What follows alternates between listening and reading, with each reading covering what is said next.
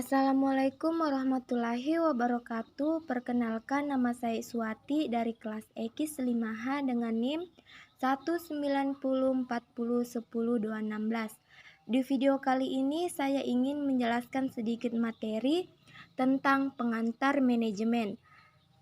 Nah, apa sih manajemen itu? Manajemen berasal dari kata to manage yang artinya mengatur. Kemudian muncullah sebuah pertanyaan, what, apa yang diatur, why, mengapa harus diatur, who, siapa yang mengatur, dan seterusnya.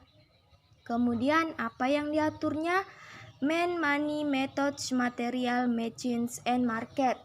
Kemudian mengapa harus diatur? Karena agar 6M itu lebih berdaya guna, berhasil guna, terintegrasi, dan terkoordinasi dalam mencapai tujuan yang optimal. Kemudian siapa yang mengatur? Yang memimpin, yang punya wewenang untuk mengatur 6M. Kemudian bagaimana diatur? Melalui proses dari urutan fungsi-fungsi manajemen POAC. Kemudian di mana diatur? Di sebuah lembaga. Kemudian pengertian manajemen menurut para ahli.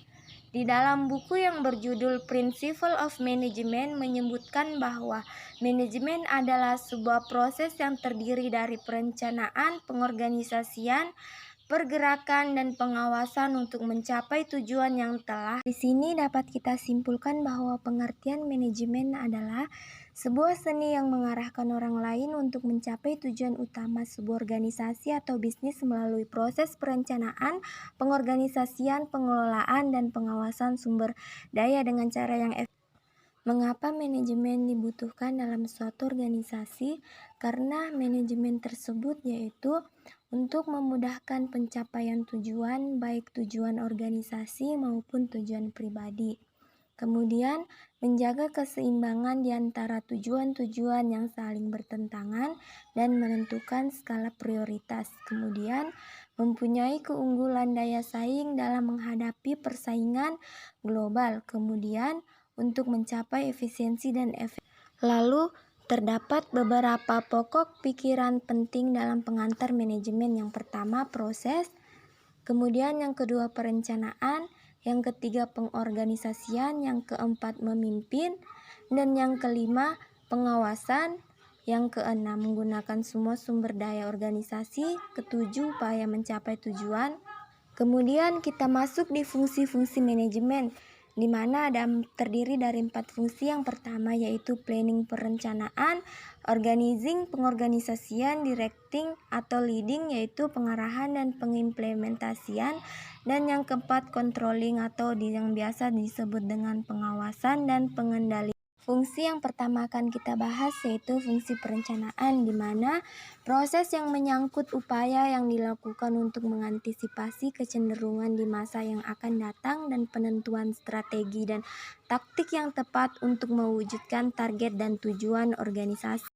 Lalu kegiatan apa saja dalam fungsi perencanaan? Yang pertama yaitu menetapkan tujuan dan target bisnis, dan yang kedua merumuskan strategi untuk mencapai tujuan dan target bisnis tersebut. Yang ketiga menentukan sumber-sumber daya yang diperlukan.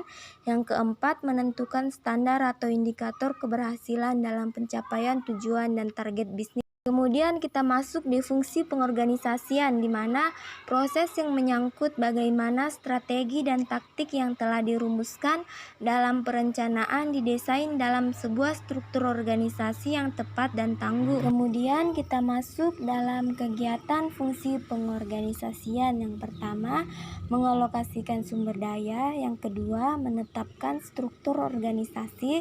Yang ketiga, kegiatan perekrutan, dan yang keempat yaitu kegiatan penempatan sumber daya manusia pada posisi yang paling tepat. Fungsi pengarahan dan implementasi, di mana proses implementasi diprogram agar dapat dijalankan oleh seluruh pihak dalam organisasi serta proses memotivasi. Kegiatan dalam fungsi pengarahan dan implementasi yang pertama, mengimplementasikan proses kepemimpinan, pembimbingan, dan pemberian motivasi kepada tenaga kerja.